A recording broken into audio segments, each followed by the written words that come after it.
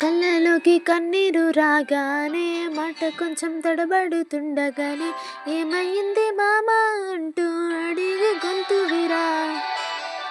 నీతో ఉంటే నవ్వుతా ఉంటారా నువ్వుంటేనే మనమని అంటామురా కారణాలు దొరకవు నువ్వు దూరం పోవాలన్నా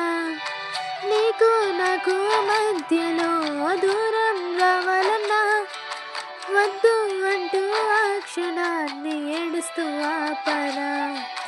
గమ్యం చేరే పయనాన్ని స్నేహం ఆపుతుందా